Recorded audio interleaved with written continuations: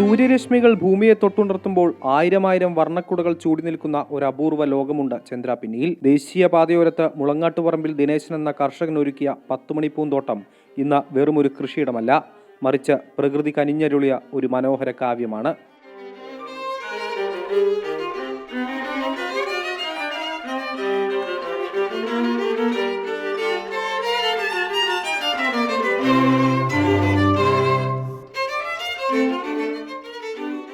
തൻ്റെ വീടിനോട് ചേർന്നുള്ള 16 സെന്റോളം സ്ഥലത്താണ് അദ്ദേഹം ഈ പൂക്കൃഷി ഒരുക്കിയിരിക്കുന്നത്.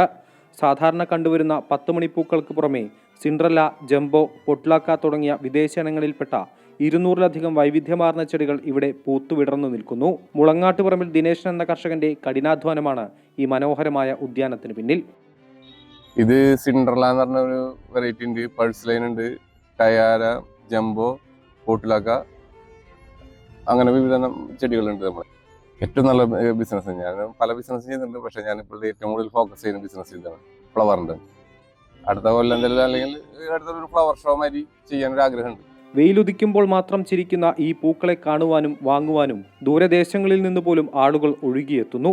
തിരക്കിട്ട ജീവിതയാത്രകൾക്കിടയിൽ ഒരു നിമിഷം വണ്ടി നിർത്തി ഈ പൂക്കളുടെ വശ്യത ആസ്വദിച്ച് സെൽഫി എടുത്തു മടങ്ങുന്നവർക്ക് ഇതൊരു നവോന്മേഷമാണ്. ഒരു കർഷകന്റെ കരുതലിൽ വിരിഞ്ഞ ഈ പൂവസന്തം പ്രകൃതി സ്നേഹികൾക്കും വഴിയാത്രക്കാർക്കും ഒരുപോലെ ഹൃദ്യമായ അനുഭവമായി മാറുകയാണ്. ചെടികൾ വാങ്ങാൻ താല്പര്യപ്പെട്ട ദൂരസ്ഥലങ്ങളിൽ നിന്ന് പോലും നിരവധി ആളുകൾ ഇപ്പോൾ ചന്ദ്രാപിന്നിയിലേക്ക് എത്തുന്നു.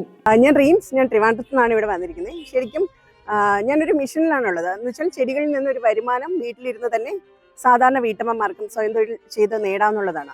അപ്പോൾ അതും പ്രകാരം കഴിഞ്ഞ വർഷവും ഞാൻ ഇവിടെ വന്നിട്ടുണ്ടായിരുന്നു. ഇവിടെ നിന്നാണ് ഞാൻ 10 മണികൾ കളക്ട് ചെയ്തത്. അപ്പോൾ ഒത്തിരി പേരിലേക്ക് 10 മണികൾ എത്തിക്കാൻ സാധിച്ചിട്ടുണ്ട് ഇവിടെ നിന്ന് തന്നെ. പരിമിതമായ സൗകര്യങ്ങളിലും മനസ്സ് വെച്ചാൽ മനോഹരമായ ഒരു പൂന്തോട്ടം നിർമ്മിക്കാമെന്ന് തെളിയിക്കുകയാണ് ഈ കർഷകൻ. കൃഷിയോടുള്ള അഭിനിവേശവും കഠിനാധ്വാനവും ഒത്തുചേർന്നപ്പോൾ ചന്ദ്രാപിന്നിയിലെ ഈ മണ്ണ് ഇന്ന് വർണ്ണങ്ങളുടെ കളിത്തട്ടായി മാറിയിരിക്കുന്നു. നിരവധി ആളുകളാണ് തൃശ്ശൂർ ചന്ദ്രാപിന്നിയിലെ ഈ പൂപ്പാടം കാണാനും പൂക്കൾ വാങ്ങാനും ഇങ്ങോട്ടേക്ക് എത്തുന്നത്. ഇത് നല്ലൊരു ബിസിനസ് സാധ്യത കൂടിയാണെന്ന് ഇതിൻ്റെ ഉടമയും പറയുന്നു. തൃശ്ശൂരിൽ നിന്നും ചന്ദ്രജോസിനൊപ്പം ഹരീഷ് നാരായൺ, അമൃത ന്യൂസ്.